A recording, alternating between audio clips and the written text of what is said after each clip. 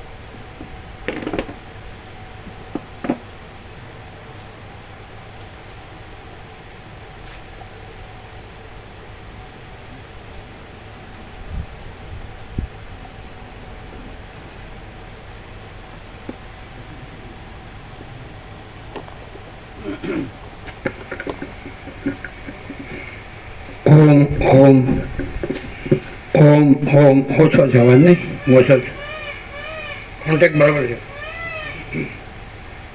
રોજ જો આનાથી બરાબર ઓછો બરાબર ઓમ કોન્ટેક્ટ ફિટ કરો બરાબર પાછળના બધા પાછળ રૂમાલ સીધો કરો જુઓ પાછળ બધા એનાની પાછળ પાછળ એનું ફીટ બીજું નીચે બોક્સ હતો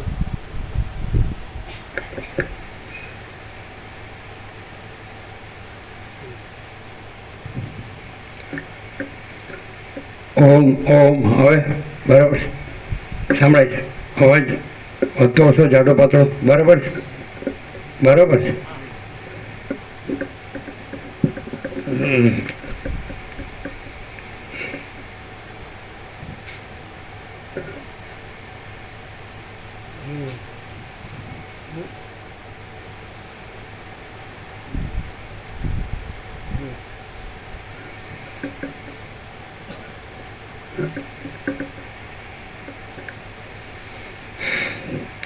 परम चिदाकाश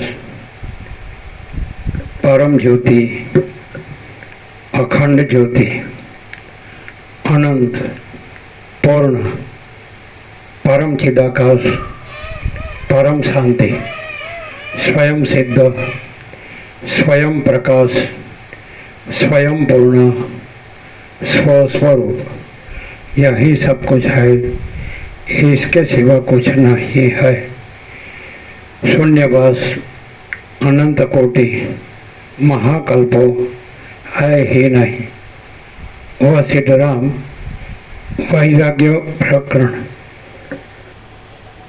राउंड 38।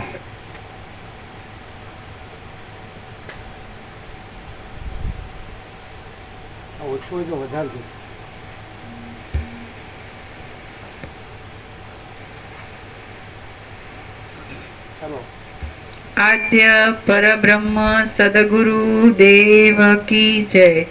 ओम श्री परमात्मने नमः। श्री योग वासिष्ठ महारामायण वैराग्य प्रकरण।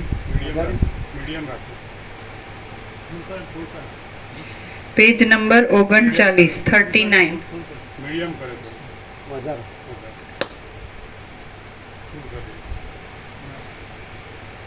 ખબર છે તમને એવી રીતે કરવાનું ખબર છે ટોકી ન જાય હાઈ કર્યું ના બરાબર ચાલો સર્ગ 20મો યૌવન નિંદા. આ 20મા સર્ગમાં અનેક દોષોવાળા યૌવનની નિંદા કરવામાં આવશે. પેજ નંબર 39, જમણી બાજુ વચ્ચે. સ્વર્ગ નંબર 20. જેમ ધરતીમાં ગુપ્ત રહેલા ભંડારને જોવા સારું બાળકોના હાથમાં આપેલું અંજન તેમના નેત્રોની પ્રભાવોને સ્વતંત્રતા અને બહુ ગતિ આપે છે, તેમ યુવાનીમાં પરવશ થયેલું ચિત્ત સ્ત્રીઓને માટે ચપળ સ્થિતિવાળી ચિંતાઓને સ્વતંત્રતા અને બહુ ગતિ આપે છે. હે મુનિ, યૌવનમાં તે અવસ્થાએ જ વધારેલા અને સ્ત્રીના પ્રસંગમાં પુરુષ તથા જુગાર આદિ વ્યસનોને ઉત્પન્ન કરનારા રાગ તથા લોભ આદિ પ્રસિદ્ધ દોષો પોતામય જ થયેલા અને ચિંતા આદિથી ઘેરાયેલા ચિત્તવાળા પુરુષને દુઃખી કરી નાખે છે. એકલા બરાબર જે લોકો મહાન નરકના બીજરૂપ અને નિરંતર સંભ્રમ આપનારા યૌવનથી પરવશ થતા નથી, તે લોકો બીજા કોઈથી પરવશ થતા નથી. જે લોકો મહાન નરકના બીજરૂપ અને નિરંતર સંભ્રમ આપનારા યૌવનથી પરવશ થતા નથી, તે લોકો બીજા કોઈથી પરવશ થતા નથી. જે પુરુષ અનેક પ્રકારના રસો અભિલાષો અને જળોથી ભરેલી અને વિચિત્ર વૃત્તાંતોના સમૂહવાળી આ યૌવનરૂપી ભયંકર વનભૂમિનો નીચ કામ કર્યા વિના પાર પામે છે, તે જ ધીર કહેવાય છે. જે પુરુષ અનેક પ્રકારના રસો અભિલાષો અને જળોથી ભરેલી અને વિચિત્ર વૃત્તાંતોના સમૂહવાળી આ યૌવનરૂપી ભયંકર વનભૂમિનો નીચ કામ કર્યા વિના પાર પામે છે, તે જ ધીર કહેવાય છે. ધીરજ તત્ર નમુહ્યતિ. ધીર એટલે જ્ઞાની. જ્ઞાની એટલે ચિદાકાશનું. આ મંગલરૂપ યૌવન વીજળીના પ્રકાશની પેઠે પળવાર રહેનારું છે અને અતિ ચંચળ મેઘની જેમ ગર્જનાઓથી ગાજવાથી અને અભિમાનના વચનોથી ભરેલું છે. મને તે ગમતું નથી. આ યૌવન મદિરાના વિલાસની પેઠે મધુર છે, પ્રિય લાગે એવું છે, તીખું છે, પરિણામે દુષ્ટ છે અને સઘળા દોષોના શિરોમણી રૂપ છે. મને તે ગમતું નથી. આ યૌવન સ્વપ્નમાં થયેલા સ્ત્રીના સમાગમ પેઠે અસત્ય છે, સત્ય જેવું લાગે છે અને થોડી વારમાં ઠગીને જતું રહેનારું છે. મને તે ગમતું નથી. આ યૌવન ગંધર્વનગરની પેઠે ક્ષણિક પદાર્થોમાં અગ્રેસર છે અને ક્ષણ માત્રમાં સઘળા માણસોના મનને હરનારું છે. મને તે ગમતું નથી. છૂટેલા બાણને નિશાન પર પડતા જેટલી વાર લાગે તેટલી જ વાર સુધી સુખ દેનારું, દુઃખમય જણાતું અને નિરંતર બળતરા કરાવનારું આ યૌવન મને ગમતું નથી. આ યૌવન વેશ્યાના સમાગમની પેઠે ઉપરથી જ રમણીય છે અને અંદર સદ્ભાવ વગરનો છે. મને તે ગમતું નથી. જેમ પ્રલયકાળમાં મોટા મોટા ઉત્પાતો દેખાવ દે છે, તેમ સર્વને દુઃખ દેનારા સૌ કોઈ સમારંભો આ યુવાનીના સમયમાં જ દેખાવ દે છે.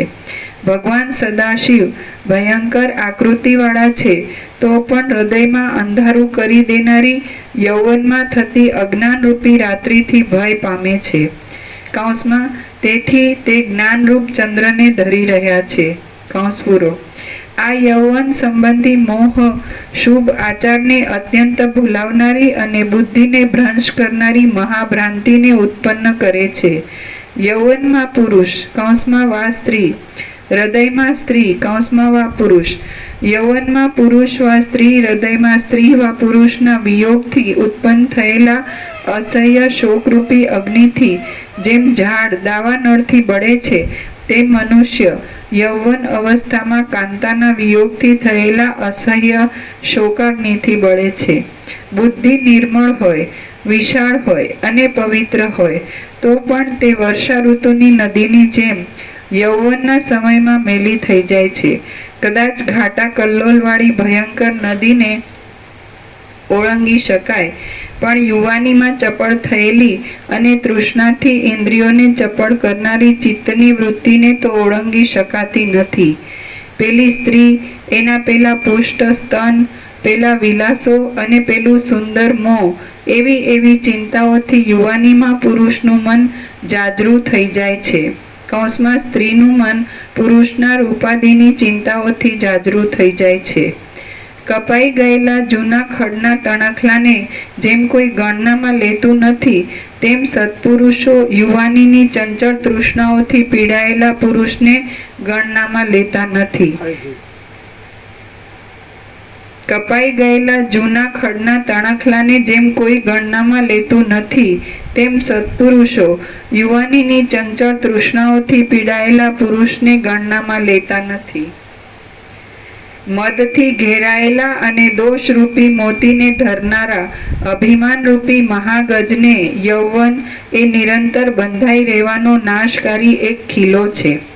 યૌવન એ એક મનરૂપી મોટા મૂળવાળા અને દોષરૂપી સર્પોને ધારણ કરનારા રોષભર્યા રોદનરૂપ વૃક્ષોનું વન છે. સમજો કે યૌવન એ એક સુખના લેશોરૂપી કેસરાઓની ભીડવાળું અને દુષ્ટ કલ્પનાઓરૂપી પાંખડીઓથી ઘેરાયેલું નીચ ચિંતાઓરૂપી ભ્રમરોનું એક કમળ છે. કરેલા તથા નહીં કરેલા લૌકિક કાર્યોરૂપી પાંખોવાળા અને હૃદયરૂપ તળાવના તીરે ફરનારા આદિ વ્યાધિરૂપ પક્ષીઓનો યૌવન એક માળો છે. નવ યૌવન એ એક જળ, અસંખ્ય અને ઉછળતા વિકલ્પોરૂપી કલ્લોલોનો નિર્મર્યાદ મહાસમુદ્ર છે. રજ, ધૂળ અને રજોગુણ, અને તમ, અંધકાર અને તમોગુણ.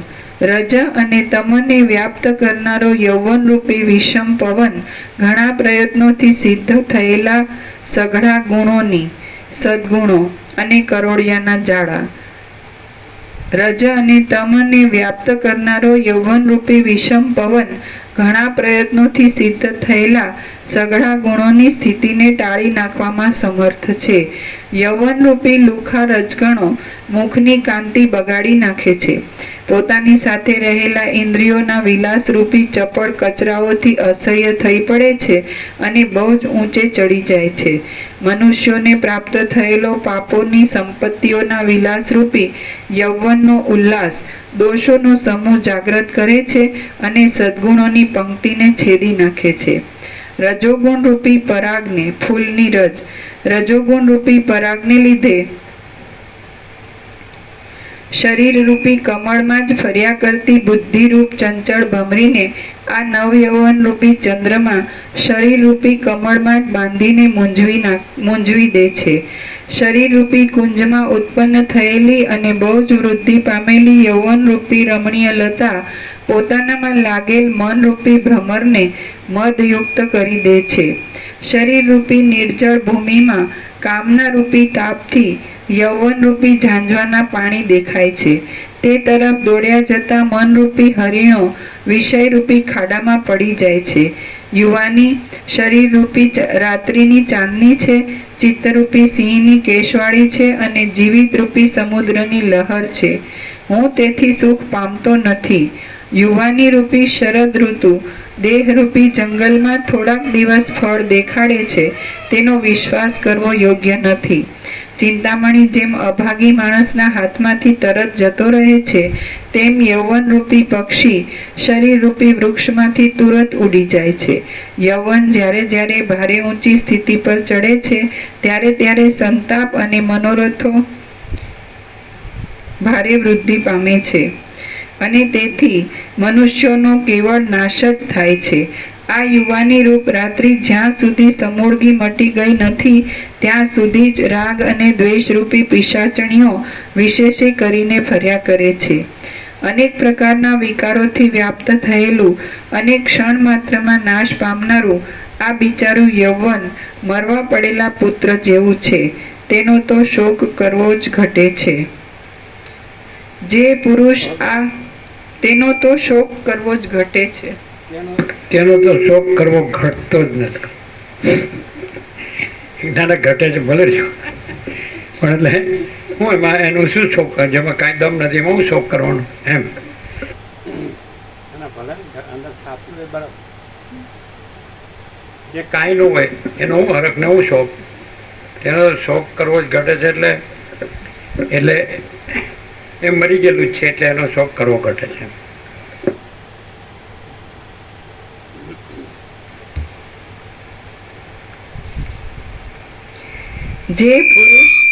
જે પુરુષ આ ક્ષણભંગુર યુવાનીથી અજ્ઞાનને લીધે રાજી થાય છે તે મહામૂઢને નર પશુ જ સમજવો જોઈએ.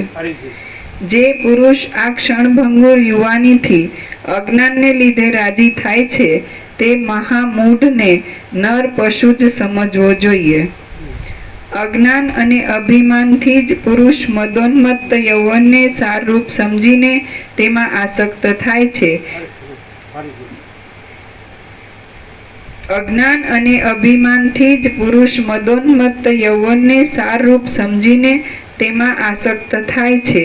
તે દુર્બુદ્ધિ પુરુષને થોડા દિવસમાં જ પસ્તાવો કરવાનો આવે છે.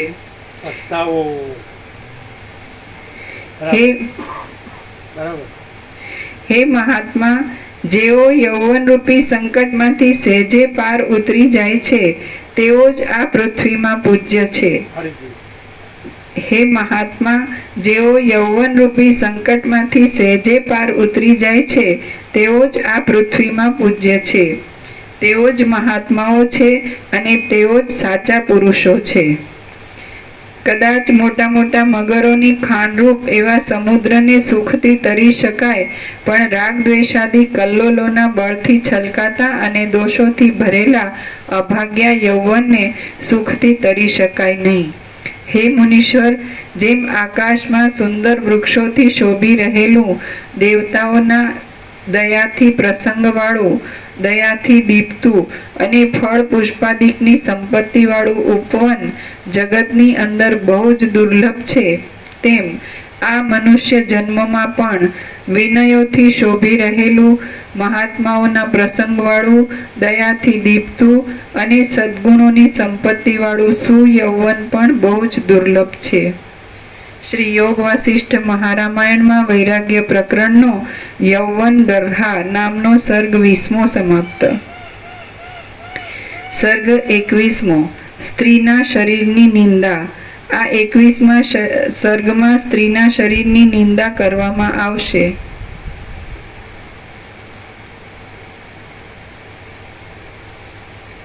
ઉપલી ટાંચ ક્યાં છે? કઈ નિશાન જ નથી. હા, એક ટાંચ છે.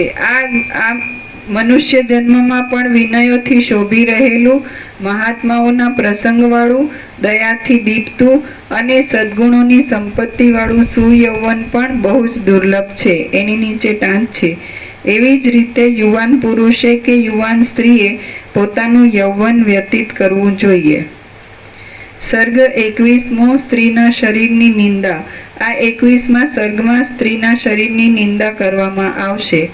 રામ બોલ્યા, નસો અને હાડકાની ગૂંથણીથી શોભનારી માંસની પૂતળી રૂપ અને યંત્રની પેઠે હાલ્યા કરતા સ્ત્રીના શરીરરૂપી પાંજરામાં તે શું સોહામણું છે?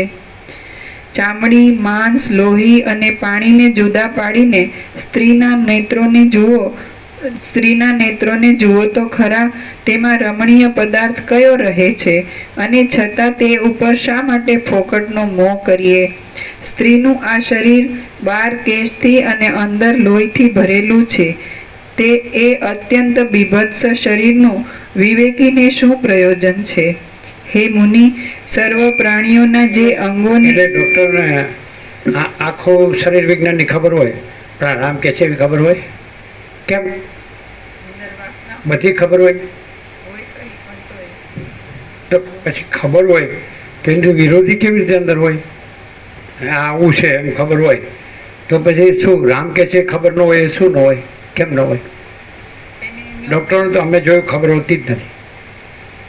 રામ કે છે ડૉક્ટરોને ખબર નથી હોતી. હોય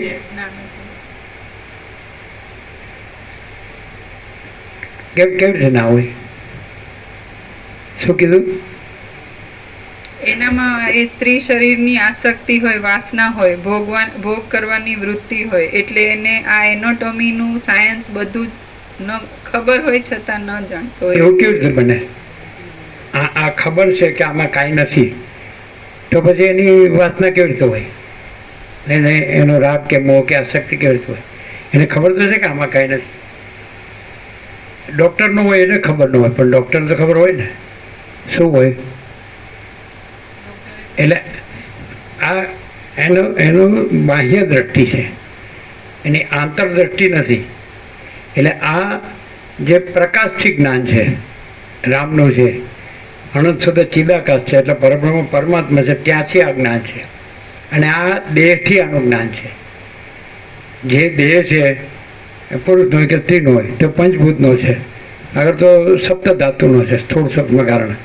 એટલે આ દેહથી જાણે છે અને રામ પરમાત્માથી જાણે છે, અનંત ચૈતન્ય પ્રકાશથી જાણે છે. સમજાય? સાક્ષી ચૈતન્યપણાથી જાણે છે, આ દેહાધ્યાસથી જાણે છે. ડૉક્ટર હોય તો દેહ હું છું, હું પુરુષ છું, આ સ્ત્રી છે, એવી રીતે શરીરને જાણે છે. અને પરમાત્મા કેવી રીતે જાણે છે કે અનંત મહાસાગર હોય તો શરીરને એક પરપોટા રૂપે જાણે છે. અને પરપોટો અનંત મહાસાગરને જાણતો નથી, પરમાત્માને જાણતો નથી, પણ હું આ પરપોટો છું, હું આ પુરુષ દેહ છું, હું આ સ્ત્રી દેહ છું, એમ જાણે. એટલે ડૉક્ટર દેહથી જાણે છે અને રામ પરમાત્મા સાક્ષી ચૈતન્ય પરમાત્માથી જાણે. આસમાન જમીનનો ડિફરન્સ.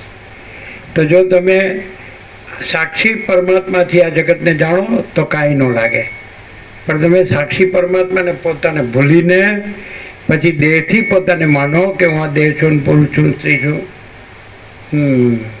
એવું સમજે? એટલે એ બધું પછી દુઃખ, અશાંતિ. એટલે આ રીતે સરળથી ખબર પડે કે પરમાત્માને શું કહે છે અને અજ્ઞાની સંસારી શું માને છે. વસ્તુ તો એક જ છે, દેહ તો એક જ છે, પણ અનંત પરમાત્મા રૂપી મહાસાગર આ સૃષ્ટિને આ ફીણ અને પરપોટા જેવી માને. અને અજ્ઞાની સંસારી કે અનંત પરમાત્મા મહાસાગરને જાણતા જ નથી, બોલે છે ખાલી, ઉપર છેલ્લું બોલે છે, જાણતા નથી. અને આ ફીણ પરપોટા જેવી આ સંસાર ભ્રાંતિ એને સાચી માને. દાખલા તરીકે આંબેડકરે આખું જે રચ્યું છે સંવિધાન કહેવાય ને, સંવિધાન એટલે બંધારણ. તો એ બંધારણ દેહ છે એને ગણીને કર્યું, પરમાત્માને ગણીને નથી કર્યું. સમજે? કેવી રીતે ખબર પડે કે બધાના દેહ છે, સ્ત્રી પુરુષના દેહ છે? સમજાય? તો દરેક સ્ત્રી પુરુષ જે જોડાયેલા હોય એ બધાની પ્રજા હોય, એ બધાના ઘરને ધન હોય ને એ બધાનું જે એ ભૌતિક દેહનું સુખ હોય, તો એમાં કોઈ એકબીજાને ઇન્ટરફિયર ન કરે, ખલેલ ન કરે, એવી રીતનું બંધારણ. સમજાય? આ બધું પરમાત્મા છે, આ બધું પરમાત્મા છે. એવી રીતે બધું પરમાત્મા છે એ રૂપે અને પરમ સત્ય, પરમ ચૈતન્ય, પરમ પ્રકાશ, પરમ આનંદ, પરમ શાંતિ રહે એવું બંધારણ નથી. એવું બંધારણ યોગ વાસિતમાં છે. આ બધું પરમાત્મા છે અને બધા પરમાત્મા રૂપ રહે અને પરમ સત્ય રહે, પરમ ચૈતન્ય રહે, પરમ પ્રકાશ રહે, પરમ આનંદ રહે, પરમ શાંતિ રહે, એવું યોગ વાસિતનું બંધારણ છે. સમજાય? એટલે એ બંધારણ માટે એને રામને વસિષ્ઠને મૂક્યા છે. આમાં આંબેડકર નો ચાલે. આંબેડકર દેહના સુખનું બંધારણ છે. તો દેહમાં સુખ હોય જ નહીં કોઈ દિવસ, કારણ કે ભ્રાંતિમાં, અજ્ઞાનમાં, માયામાં કોઈ સુખ હોય જ નહીં, મોહમાં સુખ હોય જ નહીં, દુઃખ જ હોય ને અશાંતિ જ હોય. એ કેમ કોઈને શાંતિ નથી? એટલે લગભગ દાખલા તરીકે જેટલા કન્ટ્રી હોય, અમે તો વર્ષો પહેલાં 262 સાંભળ્યા હતા, હવે તો 350 હોય, ગમે એટલા હોય. તો દરેકના બંધારણ પૃથ્વીમાં, દરેકની જે માણસની મેન્ટાલિટી છે તો એ આ જ છે કે દેહનું સુખ સ્ટાન્ડર્ડ છે. સમજે? એ લોકો ગોળ ને પરમાત્મા એ તો ખાલી બોલવાનું છે, બ્રહ્મને તો ખાલી બોલવાનું, સમજે? અને જેને આ જ્ઞાન છે કે આ ખરેખર આ આકાશ જેવો આખો અનંત ચૈતન્ય પ્રકાશ છે, સર્વ પરમાત્મા છે. તો એ કોઈ દિવસ દેહને ને દેહના સુખને ગણે જ નહીં. દેહને ને દેહના સુખને ગણે ને તો એણે એ અનંત ચૈતન્ય પ્રકાશ, અનંત ચૈતન્ય શાંતિને ઓળખ્યા જ નહીં. શું કહેવાય? બે વસ્તુ બને જ નહીં. વસીટે અનંત ચૈતન્ય પ્રકાશ, અનંત ચૈતન્ય શાંતિ રહ્યા હોય અને પછી આ દેહ ભ્રાંતિ રહ્યા હોય, કેવી રીતે બને? રામ અનંત ચૈતન્ય પ્રકાશ, અનંત ચૈતન્ય શાંતિ રહ્યા હોય, પછી દેહ ભ્રાંતિ રહ્યા હોય, કેવી રીતે હોય?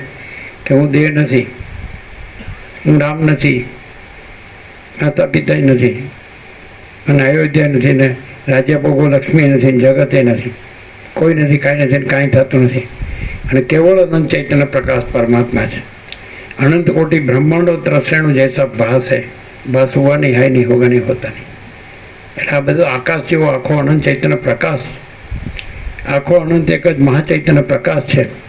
સ્વયં મહાચિદાકાશ આખો એકલો પ્રકાશ છે. આ બધો પ્રકાશ છે. તો એવો રહ્યો હોય એને આ કંઈ આ સ્વપ્ન જેવું, જાનવર જળ જેવું, અસત અસાપ, દુઃખ, મિથ્યા, નાશવંતા કાંઈ હોય જ નહીં. એટલે આ મને કેમ દેખાય છે એને મારું દુઃખ છે. આમાં કાંઈ નથી, હું જાણું જ નહીં, મારે કાંઈ જોતું નથી. મને મારા પરમપદમાં પૂર્ણ વિશ્રાંતિ છે. આને કહેવાય ત્યારે આ તો બધું કાંઈ નહીં. જન્મ મૃત્યુ જરા વ્યાધિ દુઃખ દોષાનું દર્શન. ગીતામાં કૃષ્ણ કહે છે અર્જુન કે આ દેહમાં શું છે? જન્મ, મૃત્યુ, જરા એટલે વૃદ્ધાવસ્થા, વ્યાધિ એટલે રોગ, દુઃખ અને દોષ જોવા એ જ્ઞાનનું લક્ષણ છે. એતદ જ્ઞાનમિતિ પ્રોક્તમ અજ્ઞાનમ યથાન્યથા. કૃષ્ણ કહે છે મેં આ કહ્યું કે આ દેહમાં જન્મ છે, મૃત્યુ છે, જરા એટલે વૃદ્ધાવસ્થા છે, અને રોગ છે. જન્મ મૃત્યુ જરા વ્યાધિ દુઃખ દોષાનું દર્શન. આમાં દુઃખ અને દોષ જોવા એ જ્ઞાન છે, ને એમાં સુખ અને ગુણ જોવા એ અજ્ઞાન છે. એતદ જ્ઞાનમિતિ પ્રોક્તમ અજ્ઞાનમ યથાન્યથા. આવું કૃષ્ણ ગીતામાં કીધું. કોણ કોને ટાઈમ છે સાચું જાણવાનો કે સાચા રહેવાનો? આ બધા દેવ જ હું છું, પુરુષ જ હું છું, ને સ્ત્રી જ હું છું. આ અમારું ઘર છે ને અમારી પ્રજા છે, ને પ્રજાની પ્રજા છે, અમારું ધન છે ને અમારી પ્રોપર્ટી છે, અમારું સોનું છે ને અમારા વાહન છે, ને અમારા આ મકાન દુકાન છે, ને મિલકત ઘણા છે, પ્રોપર્ટી અમારું સુખ છે. બહુ કોઈ પણ માણસ હોય, તમે યાજ્ઞવલ્ક્ય, અષ્ટાવક્ર, સનકાદિક, ઋષભદેવ, જળભરત, દત્તાત્રેય, આ બધા એક એક નામો જુઓ. વશિષ્ઠ, વ્યાસ, વાલ્મીકી, સુખદેવ, આ બધા નામો જુઓ. હનુમાનજી ને આ બધા નામ સાંભળો. આદિશંકર ને બધા કેટલા હોય છે? તો કોઈ પૈસા પાછળ પડ્યું, કોઈ ભોગો પાછળ પડ્યું, કોઈ દેહને ગણ્યો. અને આ બધા હું દેહમાં જ ખલાસ થઈ ગયા, ભોગોમાં જ ખલાસ થઈ ગયા. સમજે? એટલે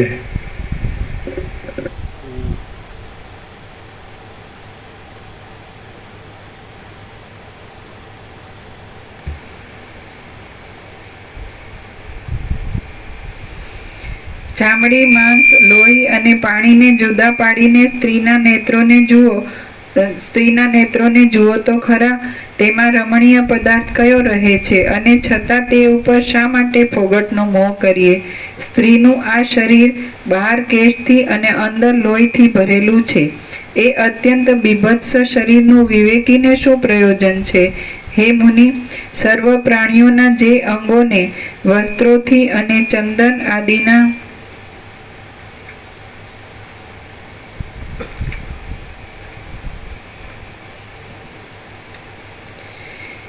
હે મુનિ, સર્વ પ્રાણીઓના જે અંગોને વસ્ત્રોથી અને ચંદન આદિના લેપનોથી વારંવાર લાડ લડાવવામાં આવે છે, તે અંગોને અંતે તો માંસ ખાનારા ગરંજ અને શિયાળવા આદિ પશુઓ ફાડી જ ખાય છે. તે પ્રાણીના એટલે તે અંગોને તો. હે મુનિ, સર્વ પ્રાણીઓના જે અંગોને વસ્ત્રોથી, સર્વ પ્રાણીના અંગોને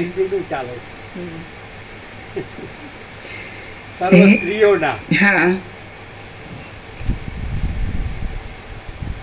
પ્રાણી રાખો તો બધું બધા એવું જ છે, બધું હરખું જ. સેમ્પલ લો.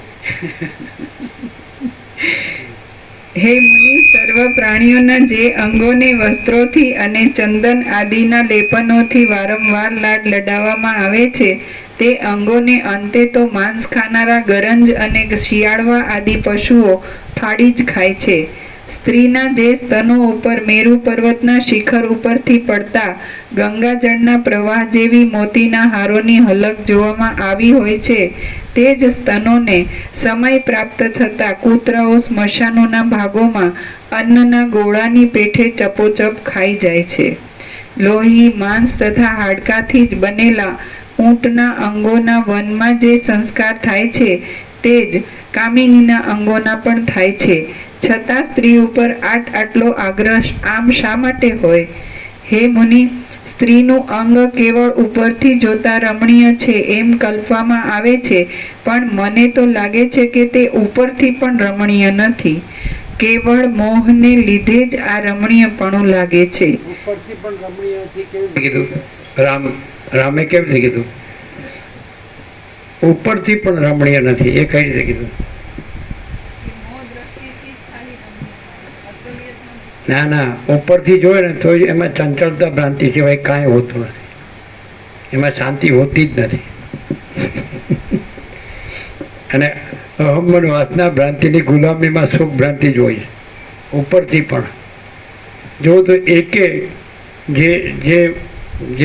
જે ચિદાકાશ સ્વરૂપ, અનંત શુદ્ધ ચિદાકાશ સ્વરૂપ, તો એમાં જે લક્ષણો હોય, સત, ચૈતન્ય, આનંદ, શાંતિ, તો એનું એકે લક્ષણ હોતું નથી. દરેક તપાસ કરે એટલે ખબર પડે, દરેક પોતાના ઘરમાં જ છે તો ભમતું જ હોય, સમજે? ભમતું જ હોય, એ ક્ષણે સ્થિર ન હોય. અને શેમાં પાછું? માયામાં જ, સમજે? પરમાત્માનું તો ખાલી નામ, બાકી અંદર તો બધી વાસના ભ્રાંતિ જ હોય, ચંચળતા ભ્રાંતિ જ હોય.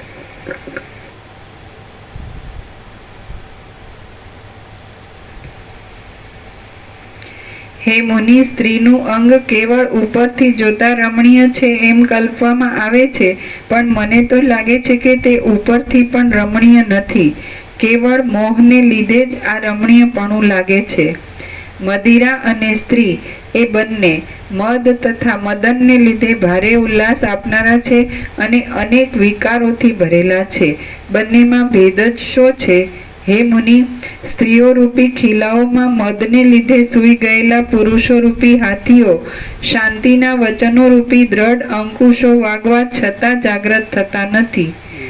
પાપરૂપ અગ્નિની જ્વાળાઓ રૂપ સ્ત્રીઓ કેશરૂપી કાજળ ધારણ કરે છે, સ્પર્શ કરવામાં અશક્ય છે ને આંખને પ્રિયકારી છે, અને તેઓ પુરુષને ખડની પેઠે બાળી નાખે છે.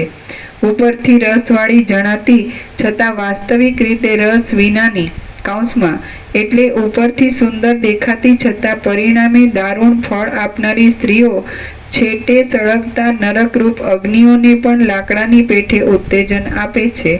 કૌંસ પૂરો. સ્ત્રી રૂપ લાંબી રાત્રિ કે જેમાં ચોટલારૂપ અંધકાર ફેલાયો છે, ચળકતી આંખો રૂપ તારાઓ છે, મુખરૂપી પૂર્ણચંદ્રનું બિંબ છે, તેમાં હાસ્યરૂપ પુષ્પોના સમૂહનો ઉઘાડ છે અને તેમાં પુરુષો ક્રીડા કરવામાં ચપળ થાય છે, તે અનેક કાર્યોનો વિઘાત કરનારી છે અને બુદ્ધિને અત્યંત મોહ ઉપજાવનારી છે. કાંતા એ વિષલતા છે. પુષ્પથી કૌંસમાં રજસ્વાલાપણાથી અને ફૂલથી તે મનોહર તથા મધુર લાગે છે. હાથરૂપી પાંદડાઓથી તે શોભે છે, આંખોના વિલાસરૂપ ભ્રમરોને તે ધારે છે, સ્તનરૂપી ગુચ્છોને તે ધારણ કરે છે, ફૂલના કેસરાઓને લીધે તે ગૌરાંગી છે અને માણસોને મારવામાં તે તત્પર રહે છે. તે લોકોને ઉન્મત્ત અને પરવશ કરી નાખે છે. ખોટા સત્કારરૂપ શ્વાસથી જાર પુરુષો રૂપી સર્પોનો વિનાશ કરવામાં ઉત્કંઠા ધરનારી એ સ્ત્રી રૂપ રીંછડી પુરુષ રૂપ સર્પને બળાત્કારથી સુમાર્ગ રૂપી રાફડામાંથી બહાર કાઢે છે. નીચે ટાંચ છે. રીંછડી પોતાના ફૂંફાડાથી સર્પને રાફડામાંથી બહાર કાઢી ખાઈ જાય છે, એ વાત પ્રસિદ્ધ છે. કામદેવ નામના ભીલ્લે મૂઢ ચિત્તવાળા પુરુષો રૂપી પક્ષીઓને બાંધી લેવા માટે આ સ્ત્રી રૂપી જાળ પાથરી છે. હે મહારાજ, સ્ત્રી રૂપી મોટા ખીલામાં રતિરૂપ સાંકળથી બંધાયેલો મનરૂપી મદગળ માતંગ મૂંગાની પેઠે ઊભો રહે છે. જન્મરૂપી ખાબોચિયામાં પડેલા અને ધનરૂપી કાદવમાં લોટતા પુરુષોરૂપી માછલાઓ માટે નીચ વાસનારૂપ દોરીવાળી સ્ત્રીરૂપ એક કુંડી ગલ છે. ઘોડાર જેમ ઘોડાને, ખીલો જેમ હાથીને અને મંત્ર જેમ સર્પને બંધનકારક છે, તેમ સ્ત્રી પુરુષોને બંધન આપનારી છે. હે મુનિ, અનેક રસોવાળી આ બ્રહ્માંડ રૂપી વિચિત્ર ભૂમિ અહીં સ્ત્રીના આશ્રયથી જ ભારે દ્રઢ સ્થિતિ પામી છે. સઘળા દોષો રૂપી રત્નોના દ્રઢ ડાબલારૂપ અને દુઃખોની સાંકળરૂપ એ સ્ત્રીનું મારે કદી પણ કશું પ્રયોજન નથી. સ્ત્રીના સ્તન, નેત્ર, નિતંબ અને ભ્રમણ એ બધા તુચ્છ છે અને માત્ર માંસરૂપી જ સારવાળા છે. તેમને હું શું કરું? હે મુનિ, સ્ત્રીના શરીરમાં અહીં માંસ છે, અહીં લોહી છે, તો ત્યારે હાડકાં પણ છે. ગણ્યા દાડામાં જ એ શરીર વિખાઈ જાય છે. હે પિતા, સ્થૂળ બુદ્ધિવાળા પુરુષો જે પ્રિયાઓને બહુ લાડ લડાવે છે, તે જ પ્રિયાઓ પાછી અંગે અંગ વિખાઈ જઈને સ્મશાનમાં સૂએ છે. હે બ્રહ્મન, સ્ત્રીઓના જે મુખ ઉપર પતિએ અત્યંત સ્નેહપૂર્વક ચંદન આદિના ચિત્રો આલેખ્યા હોય છે, તે જ મુખ પાછું જંગલમાં સુકાયા કરે છે. કંઈક દાડે સ્ત્રીના કેશ મસાણમાં વૃક્ષો ઉપર ભોખરા ચમરના વાળની જેમ લટક્યા કરે છે અને તેના હાડકાં ટુકડે ટુકડા થઈને પૃથ્વી પરના ઝીણા ઝીણા તારાઓ જેવા લાગે છે. સ્ત્રીનો પ્રાણરૂપી પવન આકાશમાં જતો રહે છે, તેની ચામડીને શિયાળવા ખાઈ જાય છે, તેનું લોહી ધૂળથી સુકાઈ જાય છે અથવા તે લોહીને અનેક માંસાહારી પશુ પક્ષીઓ પી જાય છે. હે લોકો, સ્ત્રીઓના અંગોની આજે સ્થિતિ થોડા દિવસોમાં જ થનારી છે તે મેં તમને કહી સંભળાવી. આમ છતાં તમે કેમ ભ્રાંતિને જ અનુસર્યા કરો છો? સ્ત્રી નામનું આ ઓઠું પંચમહાભૂતોના સંઘાતથી બનેલું છે. બુદ્ધિમાન પુરુષ એમાં રસ છે એવી ભૂલથી તેના ઉપર કેમ દોડે છે? સ્ત્રીની ચિંતા વગડાઉ લતા જેવી છે. તે આસપાસની વિપત્તિઓ રૂપી શાખાઓથી ઘાટી છે, શોક તથા તાપ આદિ કડવા તથા ખાટા ફળોવાળી છે અને દિવસે દિવસે ઊંચી જ વધતી રહી છે. ઘાટી તૃષ્ણાથી આંધળું અને વ્યાકુળ થયેલું ચિત્ત ટોળામાંથી છૂટા પડેલા મૃગની પેઠે ક્યાં જાઉં અને કેમ કરું એવા પ્રકારની ચિંતાથી અત્યંત મૂંઝાઈ જાય છે. વિંધ્યાચળમાં જેમ હાથી હાથણીના લોભમાં લલચાઈને ખાડામાં સપડાઈ જાય છે, તેમ તરુણ પુરુષ તરુણ સ્ત્રીના લોભમાં લલચાઈ મહાન શોક પામે છે. જેને સ્ત્રી હોય છે તેને ભોગની ઈચ્છા રહે છે, પણ સ્ત્રી વગરનાને ભોગનું સ્થળ ક્યાં હોય? સ્ત્રીનો ત્યાગ કરવાથી જગતનો ત્યાગ થાય છે અને જગતનો ત્યાગ થવાથી સુખ સાંપડે છે. સ્ત્રીનો ત્યાગ થવાથી જગતનો ત્યાગ થાય છે અને જગતનો ત્યાગ થવાથી સુખ સાંપડે છે. ભોગો તો માત્ર ઉપર ઉપરથી જ રમણીય લાગે છે, તેઓ બહુ જ દુસ્તર છે અને ભમરાઓની પાંખોના મૂળની પેઠે અત્યંત ચંચળ છે. હે બ્રહ્મન, મરણ, રોગ અને ઘડપણ આદિની બીકને લીધે હું તેમને વિશે આસક્ત થતો નથી. હું તો શાંત રહું છું અને પ્રયત્નપૂર્વક પરમ પદ પામવા માટે મનમાં ઉત્કંઠા રાખું છું. હે બ્રહ્મન, મરણ, રોગ અને ઘડપણ આદિની બીકને લીધે હું તેમને વિશે આસક્ત થતો નથી. હું તો શાંત રહું છું અને પ્રયત્નપૂર્વક પરમ પદ પામવા માટે મનમાં ઉત્કંઠા રાખું છું. શ્રી યોગ વાસિષ્ઠ મહારામાયણમાં વૈરાગ્ય પ્રકરણનો સ્ત્રી જુગુપ્સા નીચે ટાંચ છે. મુમુક્ષુ પુરુષના હૃદયમાં અનાદિકાળથી રહેલી સ્ત્રી શરીરના રમણીયપણાની ભ્રાંતિ દૂર કરવા જેમ સ્ત્રી શરીરના દોષો દેખાડ્યા, તેમ મુમુક્ષુ સ્ત્રીએ પુરુષ શરીરના રમણીયપણાની ભ્રાંતિ દૂર કરવા પુરુષ શરીરના દોષોને જોવા. શ્રી યોગ વાસિષ્ઠ મહારામાયણમાં વૈરાગ્ય પ્રકરણનો સ્ત્રી જુગુપ્સા નામનો સર્ગ 21મો સમાપ્ત. સર્ગ 22મો. વૃદ્ધપણાની નિંદા. આ 22મા સર્ગમાં ઘડપણની નિંદા કરવામાં આવશે. રામ બોલ્યા, બાલ્યાવસ્થાના રમત આદિના અભિલાષ હજી તો પૂરા થયા નથી ત્યાં તો યૌવન તેને ગળી જાય છે. પછી યૌવનના પણ ભોગ ભોગવવાના અભિલાષ પૂરા ન થયા હોય ત્યાં જરાવસ્થા એને ગળી જાય છે. જુઓ તો ખરા, આ અવસ્થાઓ પણ પરસ્પર કેવી ક્રૂરતા રાખે છે. જેમ વજ્ર જેવું હિમ કમળનો નાશ કરે છે, વાવંટોળ જેમ શરદ ઋતુના કમળનો નાશ કરે છે, અને નદી જેમ કાંઠા ઉપરના વૃક્ષોનો નાશ કરે છે, તેમ વૃદ્ધાવસ્થા દેહનો નાશ કરે છે. જેમ ખાવામાં આવેલું ઝેર તરત દેહના રૂપને બગાડી નાખે છે, તેમ સઘળા અંગોને જર્જરિત કરનારી અને ઘરડા રૂપવાળી જરાવસ્થા તરત દેહના રૂપને બગાડી નાખે છે. જરાવસ્થાથી જેના શરીર જીર્ણ થઈ ગયા છે અને તેથી જેના સઘળા અંગો શિથિલ તથા લાંબા થઈ ગયા હોય છે, તે પુરુષને સ્ત્રીઓ ઊંટ જેવો ગણે છે. સહજમાં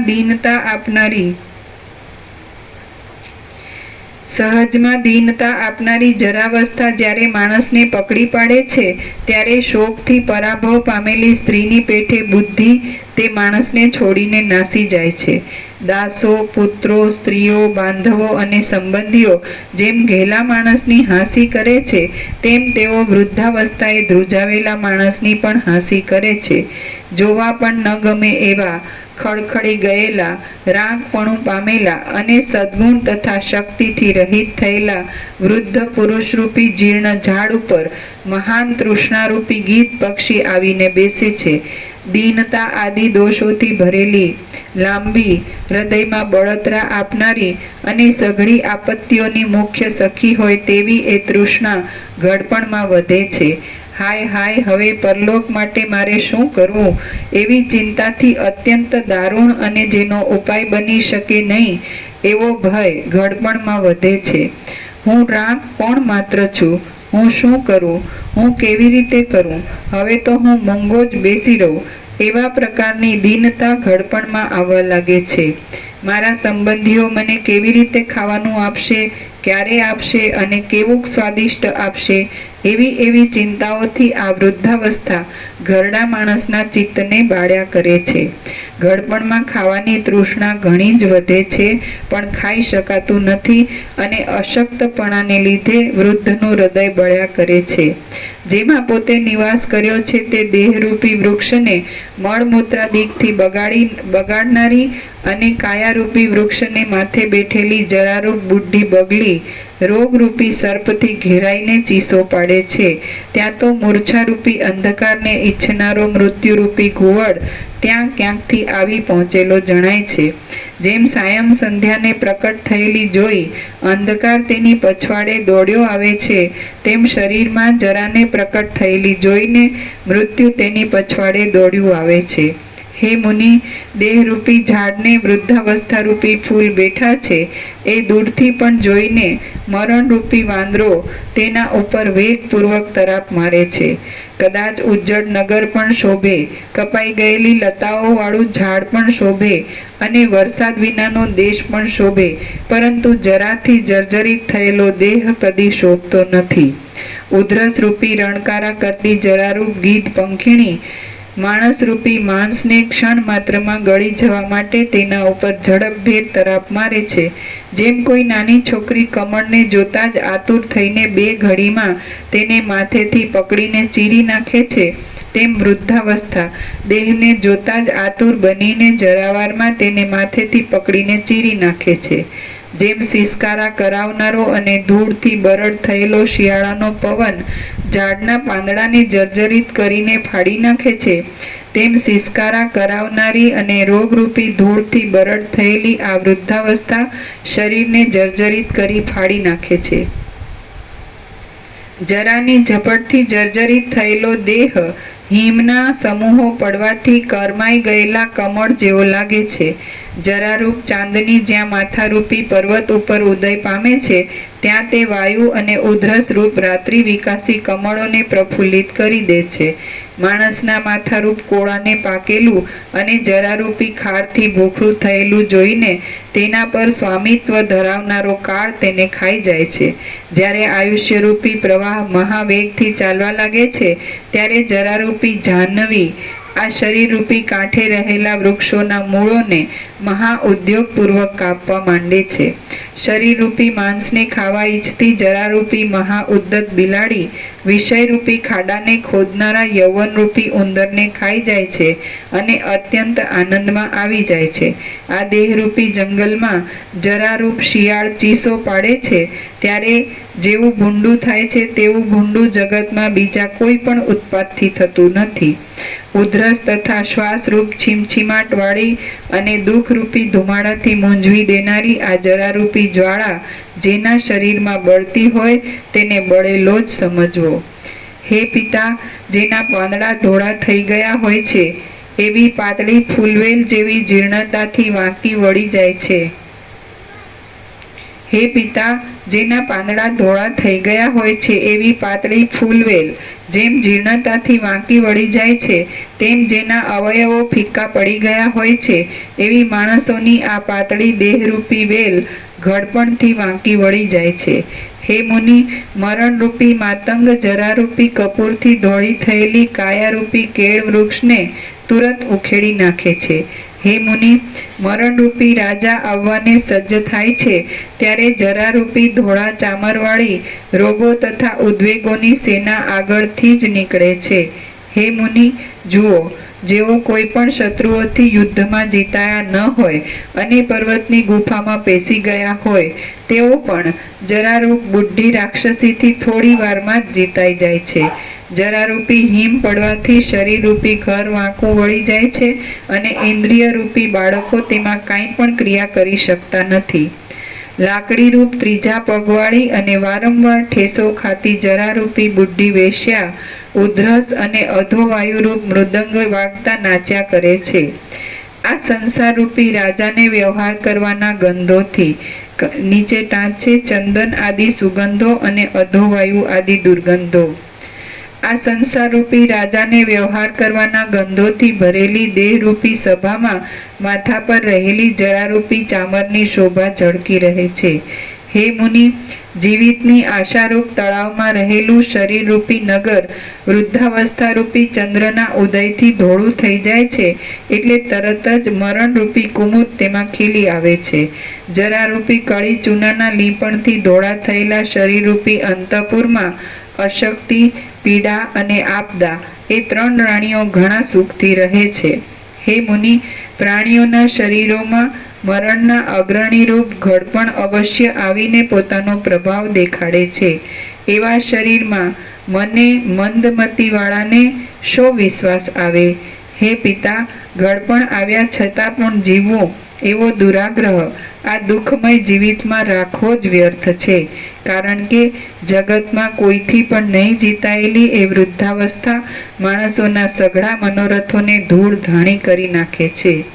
શ્રી યોગ વાસિષ્ઠ મહારામાયણમાં વૈરાગ્ય પ્રકરણનો જરા જુગુપ્સા નીચે ટાંચ છે. વૃદ્ધાવસ્થામાં કાંઈ પણ પારમાર્થિક સાધનો સાધી શકવાનો પ્રાયશઃ સંભવ નથી. માટે વિવેકીએ ઉપર કહેલા દોષોવાળી વૃદ્ધાવસ્થા પ્રાપ્ત થતાં પહેલાં જ પારમાર્થિક સાધનો સાધી લેવા. શ્રી યોગ વાસિષ્ઠ મહારામાયણમાં વૈરાગ્ય પ્રકરણનો જરા જુગુપ્સા નામનો સર્ગ 22મો સમાપ્ત. સર્ગ 23મો કાળ વર્ણન. આ 23મા સર્ગમાં સર્વ પ્રાણીઓની અનેક ક્રિયાઓને કરનારા કાળનું વર્ણન કરવામાં આવશે. રામ બોલ્યા, અનેક જાતના લાભોની કલ્પના સંબંધી ઘણી ઘણી વાતો કરનારા. એક જ છત્રાક્ષરમાં બધું આવી જાય. સાચા પરમાત્માનું સાચું જ્ઞાન જ સાચી શાંતિ છે. એક જ છત્રાક્ષરમાં બધું જ્ઞાન આવી જાય. સાચા પરમાત્માનું સાચું જ્ઞાન જ સાચી શાંતિ છે. હવે બીજું શું કરવાનું? બીજું ક્યાં છે? બીજું કાંઈ નથી. બરાબર છે ને? બરાબર. સાચા પરમાત્માનું સાચું જ્ઞાન જ સાચી શાંતિ છે. બાકી તો આને શું કહેવાય બધું?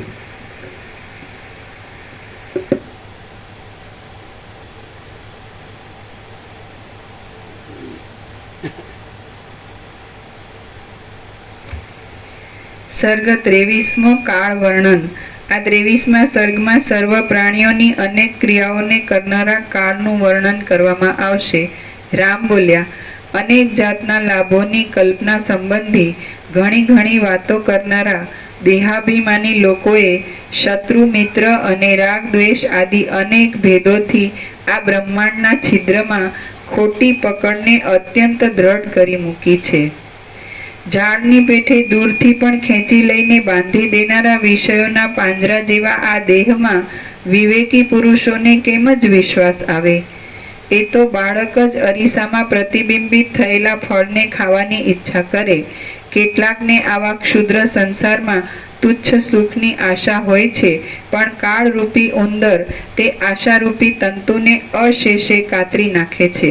વડવાનલ જેમ સમુદ્રને ગળી જાય છે, તેમ આ સર્વભક્ષી કાળ આ જગતમાં જન્મ પામેલી એકે એક વસ્તુને ગળી જાય છે. કાળરૂપી ભયંકર મહેશ્વર એક સરખી રીતે આ સઘળા દ્રશ્ય પદાર્થોની સ્થિતિનો કોળિયો કરી જવા માટે સજ્જ થઈ રહે છે. અનંત બ્રહ્માંડોને ગળી જનારો અને જગતમાં વ્યાપી રહેલો આ કાળરૂપી દેવ મોટા પુરુષોને તોડવામાં પણ ઘડીની ઢીલ કરતો નથી. વાસ્તવિક રીતે અલક્ષ્ય રૂપવાળો છતાં યુગ, સંવત્સર તથા કલ્પ આદિ રૂપોથી કંઈક પ્રકટવા પામેલો એ કાળ સર્વ જગતને વશ કરીને રહ્યો છે. જેમ સર્પોને ગરુડ ગળી ગયો હતો, તેમ આ કાળ જેઓ રૂપવાળા હતા, જેઓ સારા કામ કરનારા હતા અને જેઓ મેરુ પર્વત સમાન ભારે હતા, તેમને પણ ગળી ગયો છે. નિર્દય, પથરા જેવો કઠિન, વાઘ જેવો ક્રૂર, કરવત જેવો કર્કશ, કંગાળ અને અધમ એવો આ કાળ જેને ગળી જતો નથી એવી કોઈ વસ્તુ આજ સુધી થઈ નથી. સર્વને કોળિયારૂપ કરવામાં તત્પર થનારો આ બહુભક્ષી કાળ પર્વતોને પણ ખાઈ જાય છે અને એમ અનંત બ્રહ્માંડોને ખાવા છતાં પણ તે ધરાતો નથી. નટની પેઠે અનેક રૂપો ધારણ કરીને આ કાળ સંસારરૂપી નાટકમાં તે વસ્તુઓનું હરણ કરે છે, તેમનો વિનાશ કરે છે, તેમની નવી ઉત્પત્તિ કરે છે, તેમને ખાઈ જાય છે અને તેમનું ઉચ્છેદન કરે છે.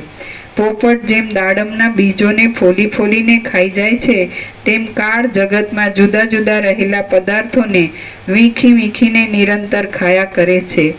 વૃદ્ધિ પામેલા લોકોરૂપી કમળોના વનમાં રહેલો અને પાપ પુણ્યરૂપી દંતશૂળની અણીઓથી પ્રાણીઓરૂપી પાંદડાઓને છૂંદી નાખતો આ કાળરૂપી હાથી સર્વદા ગાજ્યા જ કરે છે.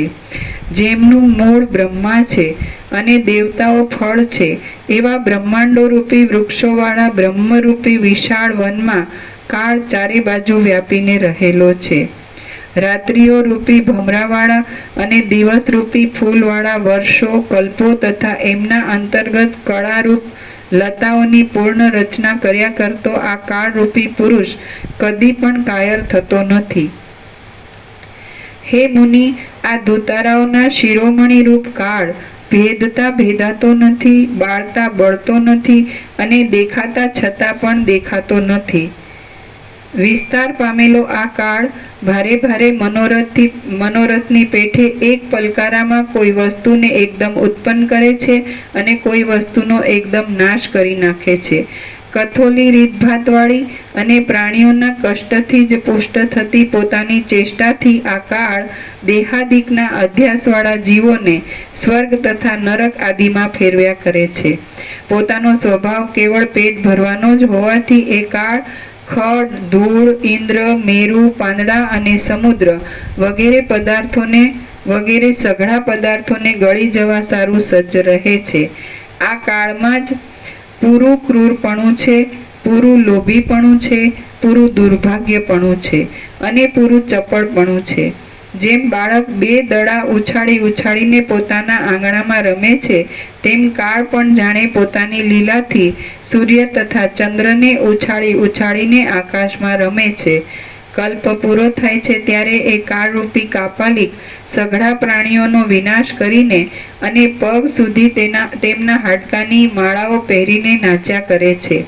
પ્રલયકાળમાં નિરંકુશ આચરણવાળા એ કાળના અંગોમાંથી નીકળેલા પવનોને લીધે મેરુ પર્વત આકાશમાં ભોજપત્રની પેઠે ઉડ્યા કરે છે.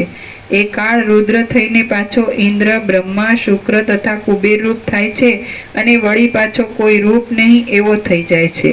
જેમ સમુદ્ર પોતાનામાં ઉઠતા અને બેસી જતા તરંગોને રાત્રિ દિવસ ધારણ કરે છે, તેમ કાળ પોતાનામાં નિરંતર ઉત્પન્ન થતી અને નિરંતર પ્રલય પામતી અનેક દેખાવવાળી સૃષ્ટિઓ ધારણ કરે છે.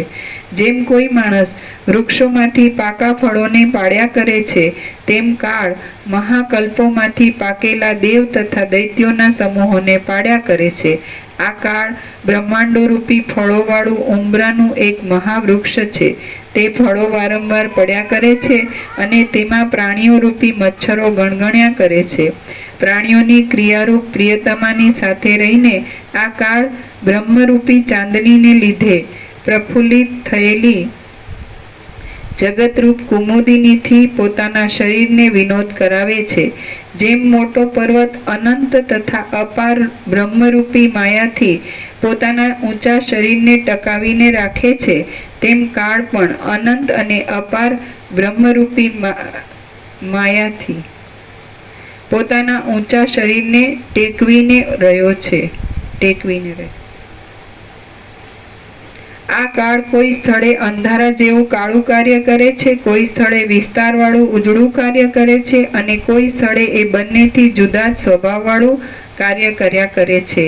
જેમ માણસ બહુ જ બોજાવાળી પૃથ્વી ઉપર પગ ટેકવીને રહે છે, તેમ કાળ પણ જેમાં અનંત પ્રાણીઓના સંસારોનો લય થાય છે, એવી બ્રહ્મની દ્રઢ સત્તા પર સ્થિર પગે રહ્યો છે. એ કાળ કોઈ રીતે કાયર થતો નથી, કોઈના પર પ્રેમ કરતો નથી, એ આવતો નથી, જતો નથી અને સેંકડો મહાકલ્પ વીતતા પણ એ અસ્તકે ઉદય પામતો નથી. કાળજી ધર્યા વગર ભારે અનાસ્થાથી બેદરકારીથી જગતમાં ફેરફાર કરવાની રમત કરીને જ તે પોતાના વિશાળ શરીરને રાજી રાખ્યા કરે છે. એ કાળ રાત્રિરૂપી કાદવમાંથી ઉત્પન્ન થનારી અને વાદળારૂપી ભ્રમરોવાળી દિવસોરૂપી રાતા કમળોની પંક્તિને પોતાના સ્વરૂપરૂપી તળાવમાં પ્રકટ કર્યા કરે છે. કાળરૂપી લોભી ધૂળ ધોયો રાત્રિરૂપી કાળી અને જૂની સાવરણી લઈને મેરુ પર્વતની પાસે વિખરાયેલા સૂર્યના પ્રકાશરૂપી સોનાના ભૂકાને ઉસળ્યા જ કરે છે. કૃપણપણાને લીધે તે કાળ પોતાની ચેષ્ટારૂપ આંગળીથી સૂર્યરૂપી દીવીને ખૂણાઓમાં ફેરવ્યા કરે છે અને જગતરૂપી ઘરમાં કોઈ વસ્તુ ક્યાં પડી છે તેની ખોળમાં રહે છે. દિવસરૂપી મટકાવાળા સૂર્યરૂપી નેત્રથી જોઈને એ કાળ જગતરૂપી જૂના વનમાંથી બહુ જ પાકેલા લોકપાલો રૂપી ફળો ખાયા કરે છે. જગતરૂપી જૂની ઝૂંપડીમાં વિખરાયેલા ગુણવાન લોકરૂપી મણિઓને એ કાળ અનુક્રમે ઘણી ઊંડાઈવાળા મૃત્યુરૂપી ડાબલામાં નાખતો જાય છે. ઉત્તમ લોકોરૂપી રત્નોનો જે હાર ગુણોના સમાગમથી ગુણોના નીચે ટાંચે વિદ્યા આદિ સદ્ગુણો અને દોરાઓ. ઉત્તમ લોકોરૂપી રત્નોનો જે હાર ગુણોના સમાગમથી અત્યંત તેજસ્વી થાય છે, તેને કાળ પોતાના અંગમાં શણગારની પેઠે ધારણ કરે છે અને વળી તેને કાપી નાખે છે. આ ચપળ કાળ દિવસરૂપી હંસોએ અનુસરેલી અને તારાઓરૂપી કેસરાવાળી રાત્રિરૂપ કાળા કમળોની માળાને નિરંતર કંકણની પેઠે ધારણ કરી રહ્યો છે. એ કાળરૂપી કસાઈ પર્વત, સમુદ્ર, સ્વર્ગ અને પૃથ્વીરૂપ 4 શિંગડાવાળા જગતરૂપી ઘેટાઓને માર્યા કરે છે અને પ્રત્યેક દિવસે તારાઓરૂપી લોહીના છાંટાઓ જોઈને તેમને પણ ચાટી જાય છે.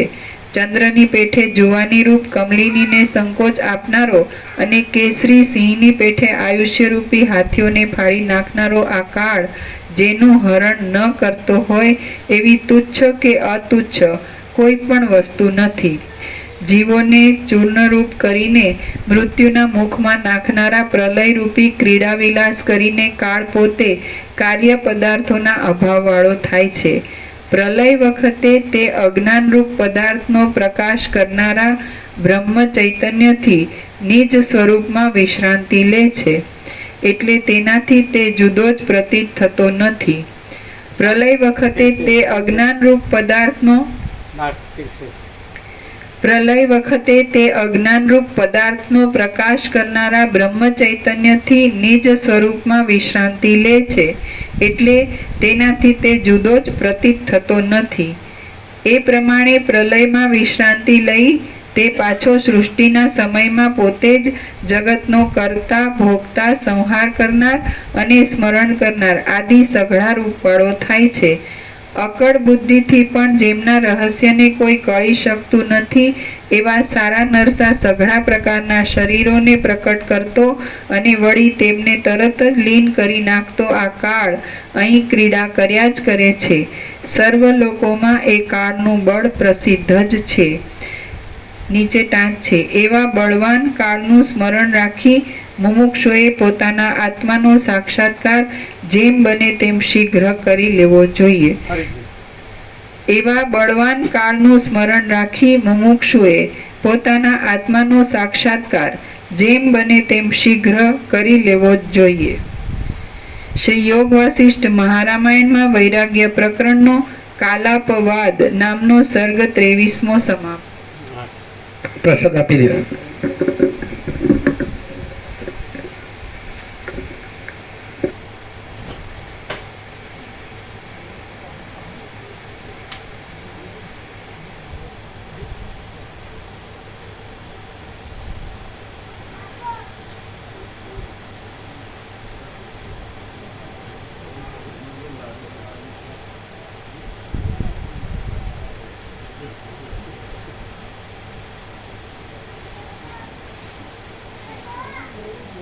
લાડુ પ્રસાદ 81 નંગ પડે છે.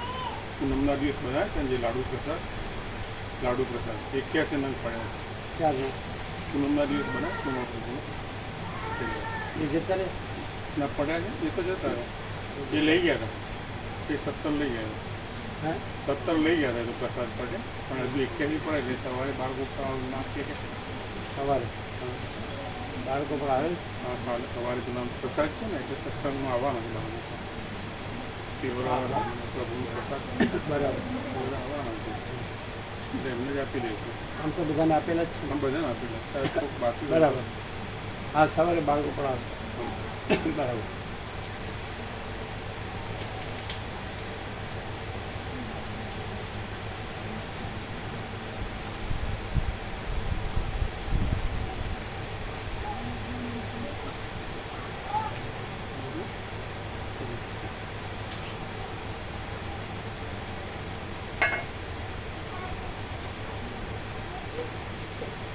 એક અડસઠ તો હજુ મોકલી મળ્યું ને.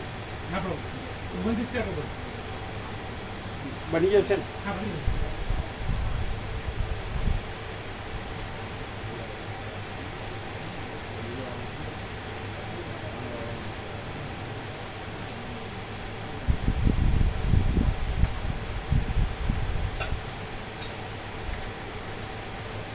લખાવીએ કૃષ્ણ ભગવાન 30મો લખાવી.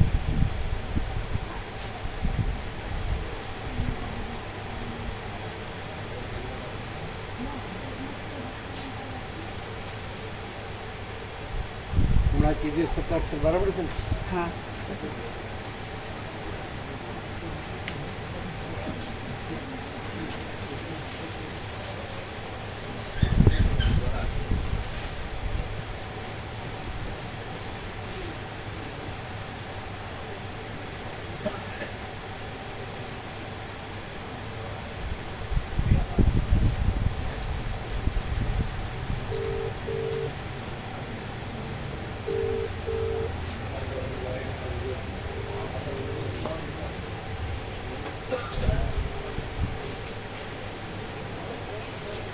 ઓમ ઓમ ઓમ.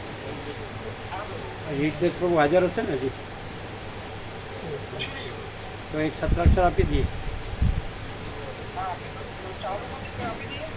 તો એની સાથે લગાડી દો.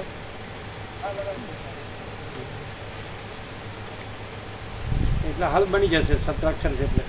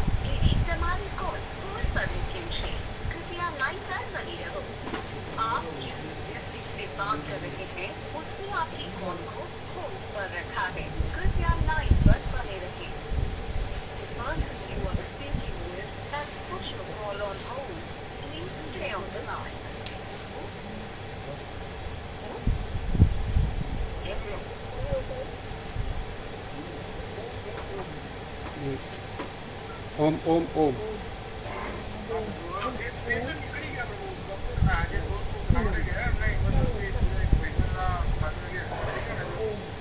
હા તો તમે લખી લો, સવારે આવતા જ લખાવી લો ને કન્ફર્મેશન આપો. તમે લખી લો.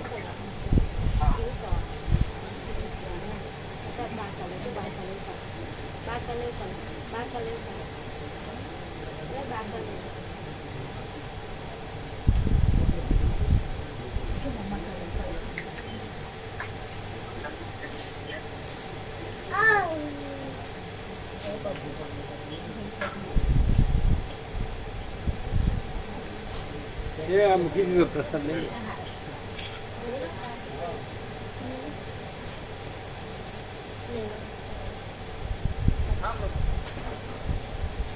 સાચા પરમાત્માનું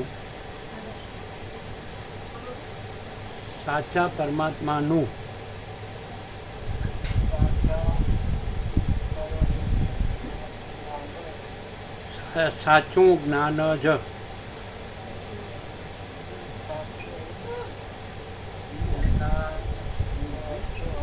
સાચી શાંતિ છે. પૂર્ણ વિરામ.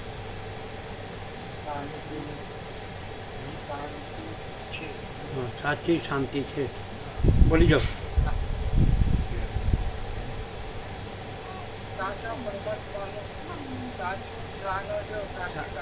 નો ઉપર મીંડો આવશે અને સાચો ઉપર મીંડો આવશે. નો ઉપર મીંડો આવશે. સાચા પરમાત્મા નું ઉપર મીંડું અને સાચું ઉપર મીંડું. જ્ઞાન સાચી શાંતિ છે. પૂર્ણ વિરામ. સવારે આવતા હોય તો બનાવીને કન્ફર્મેશન આપો. આ 30મું થશે. બોર્ડ અને સ્ટીકર બરાબર છે ને? ના ના, એટલે સત્રાક્ષર પ્રકાશ બરાબર છે. ઓમ ઓમ ઓમ બરાબર બરાબર છે ને? હા.